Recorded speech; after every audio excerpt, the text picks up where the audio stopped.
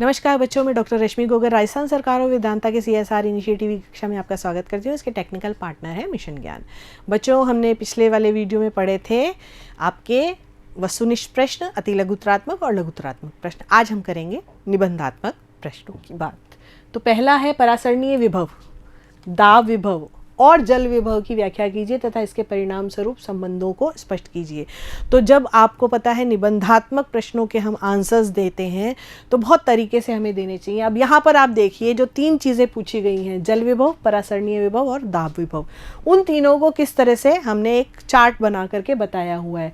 तो जल विभव के बारे में बता दिया कि यदि कोशिका को जल में रखा जाए तो शुद्ध जल के अणु तथा कोशिका के विलयन में उपस्थित जल के अणुओं की मुक्त ऊर्जा जो है उसके बीच के अंतर को उस तंत्र का जल विभव कहते हैं। ठीक है, इसे साई से लिखते हैं। इसी तरह से परासरणीय दाब का बता देंगे कि ना कि किसी विलयन का परासरणीय दाब जो है उसमें उपस्थित विलय के अणुओं के कारण होता है। जो हम अणु मिलाते हैं विलय के, और विलय के अणुओं का जल में मिलने पर जल विभव कम हो जाएगा। यानी जो जल विभव है वो तो आपका, उसको मान लीजिए आप शून्य माना हुआ है, नगण्य माना हुआ है ना।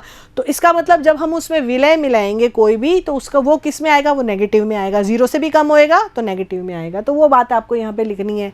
इसी तरह से दाब विभव के बारे में आपको बताना है कि एक अर्ध पारगम्य झिल्ली से बनी थैली में हम क्या करते हैं, चीनी का सांद्र विलयन रख देते हैं, उसको वाटर के एक बीकर में रख देते हैं तो पानी जो है उसके अंदर जाएगा। तो जो उसकी हमने जो सेलोफिन परत लगा रखी है उसमें थोड़ी देर बाद क्या हो जाएगा, एक तनाव उत्पन्न हो जाएगा, यानी उसके बाद पानी अंदर जाना बंद हो जाएगा। ठीक है, तो वो किस कारण से हुआ, इस दाब को क्या बोला हमने, स्फीत दाब बोला है ना। और इस तरह से स्फीत दाब द्वारा जल विभव में हुए प्रभाव को हमने क्या कहा, दाब विभव का, और इसे साई पी से लिखा। ठीक है, इस तरह से हम इसका आंसर देंगे। फिर बता देंगे कि साई जो W है वो किसके बराबर होता है, साई S और साई P के जोड़ के बराबर होता है। ठीक है, तो कोशिका की वह सतह जो जल का अधिशोषण करती है ना, वो क्या कहलाती है, मैट्रिक्स कहलाती है। तो YMB को भी नगण्य माना गया है, तो इसीलिए इसका लास्ट जो वो आता है वो भी इसी तरह से आता है कि साई W बराबर Sai S plus psi P होता है। ये देखिए यहाँ पर क्या है, इसको नगण्य माना गया है ना। ठीक है, इस विभव को क्या माना गया, नगण्य माना गया। और फिर लास्ट में इस तरह से, ये पूरा इस तरह से आपको समझाना पड़ेगा, उसमें लिखना पड़ेगा आपको। परासरण क्रिया को परिभाषित करते हुए एक प्रयोग का वर्णन कीजिए। तो आपको मालूम है कि परासरण की, आपको सबसे पहले यही लिखना है कि खोज किसने की थी, एबे नॉलेट ने की थी। फिर अर्धपारगम्य झिल्ली द्वारा केवल विलायक के अणुओं का विसरण जो है वो ही परासरण कहलाता है। अर्धपारगम्य झिल्ली यहाँ पे इंपॉर्टेंट है। या तो इसको इस तरह से भी कह सकते हैं कि परासरण वह क्रिया है जिसमें अर्धपारगम्य झिल्ली द्वारा प्रथम किए गए भिन्न सांद्रता वाले दो घोलों में विलायक के अणुओं का विसरण कम सांद्रता वाले घोल अर्थात विलायक की उच्च सांद्रता वाले घोल से अधिक सांद्रता वाले घोल अर्थात विलायक की निम्न सांद्रता वाले घोल की तरफ होता है। यानी विलायक जो है वो जल है, ठीक है, उसकी सांद्रता अधिक होती है। लेकिन जो दूसरा है आपके अंदर, जैसे मान लो किशमिश पड़ा है, मैंने इसमें उदाहरण भी दिया था। तो आपकी जब अंतः परासरण की क्रिया की बात करी थी तो ये वाला बात हमने की थी कि ये थिसल कीप में यहाँ पर हमने पार्चमेंट पेपर लगा दिया और अंदर हमने क्या भर दिया, इसमें शर्करा का घोल भर दिया, और फिर उसके बाद इसको रखा हमने पानी में, शुद्ध पानी में रखा। तो थोड़ी देर बाद हम क्या देखेंगे कि पानी, इसका जो लेवल है, इसका लेवल पहले यहाँ था तो अब इसका लेवल ऊपर हो गया है ना। तो इसका मतलब ये हुआ कि जो पानी, शुद्ध पानी जो है वो कहाँ गया, अंदर की साइड। यानी शुद्ध पानी में क्या थी, अधिक सांद्रता थी, और अंदर जो चीनी वाला पानी था उसमें पानी की सांद्रता कम थी, है ना।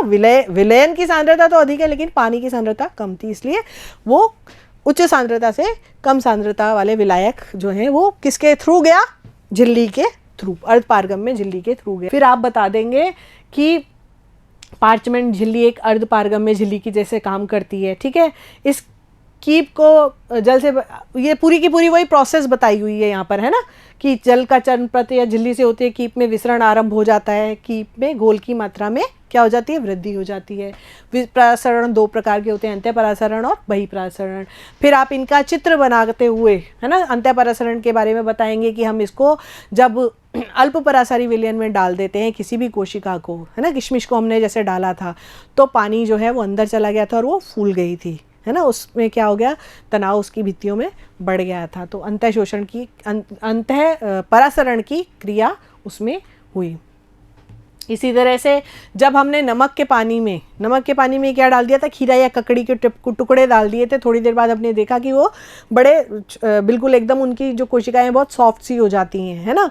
तो इसका मतलब ये हुआ कि उनके अंदर का जो पानी था वो कहाँ आ गया, बाहर निकल गया। तो उसको क्या बोला गया, बही परासरण कहा गया। तो पूरा आपको इस तरह से पूरा लिखना पड़ेगा कि हमने उसको कौन से विलयन में डाला था, उसको अति परिसारी विलयन में डाला था, यानी जिसकी विलयन की सांद्रता अधिक थी, है ना। अब परासरण, विसरण तथा अंतः शोषण का संक्षेप में वर्णन कीजिए। अब ये देखिए इस तरह से इसने क्या बोला, परासरण, विसरण, अंतः शोषण। पहले तो इनके बारे में बता दिया, तीनों की परिभाषाएं दे दी हमने। परासरण प्रक्रिया में जल या विलायक के अणु अर्धपारगम्य झिल्ली से गुजरकर अपने अधिक विसरण दाब वाले विलयन से कम विसरण दाब वाले विलयन की ओर विसरण करते हैं। विसरण में किसी पदार्थ में उपस्थित अणुओं की गतिज ऊर्जा के कारण उच्च सांद्रता से निम्न सांद्रता वाले क्षेत्र की ओर गति करना विसरण कहलाता है। अंतः शोषण किसी पदार्थ के ठोस कणों में जो जल रागी होते हैं ना, विलयन के अवशोषण को अंतः शोषण कहते हैं। वास्तव में इस प्रकार के अवशोषण को अधिशोषण कहते हैं। पहले तो इसके बारे में ये बता दिया। अब इनके महत्व के बारे में बात कर ली अपन ने एक एक के, कि पादप में जो है वो परासरण का महत्व क्या होता है। पादपों में परासरण का महत्व, इसको पादपों में कर लीजिए, है ना। मूलरोम द्वारा जल का अवशोषण परासरण की क्रिया द्वारा होता है, जो मूलरोम अवशोषण करते हैं। एक कोशिका से दूसरी कोशिका के मध्य जल के स्थानांतरण के लिए परासरण उत्तरदायी है, यानी जब पानी ऊपर चढ़ता है तो वो भी एक कोशिका से दूसरी कोशिका में जाता है तो परासरण के कारण जाता है। पुष्पीय पादपों में फल बीज प्रकीर्णन में जो सहायता होती है वो इसके कारण होती है। इसी तरह से विसरण का महत्व कि कार्बन डाइऑक्साइड और ऑक्सीजन का जो गैसों का विनिमय होता है वो इसके कारण होता है। वाष्पोत्सर्जन प्रक्रिया में वाष्पित जल का वायुमंडल में जाना पादपों में विसरण प्रक्रिया का एक अच्छा उदाहरण है। खनिज लवणों और जल का जो अवशोषण है, निष्क्रिय अवशोषण, वो किसके द्वारा होता है, आपके विसरण के द्वारा। इसी तरह अंतः शोषण का महत्व बता दिया कि जो अंकुरित बीज हैं वो अंकुरित किस लिए होते हैं, जब पानी को अवशोषण कर लेते हैं तो उसके बाद ही वो अंकुरित हो पाते हैं। और कई पादपों में पुनर्जीवन की जो क्रिया है वो इसी कारण से होती है। इस तरह से हमने इसको पूरे को बता देना है, ठीक है। तो ये आपका चैप्टर पूरा ख़त्म हो गया। फिर मिलेंगे अगले नए चैप्टर के साथ, तब तक के लिए नमस्कार, थैंक यू।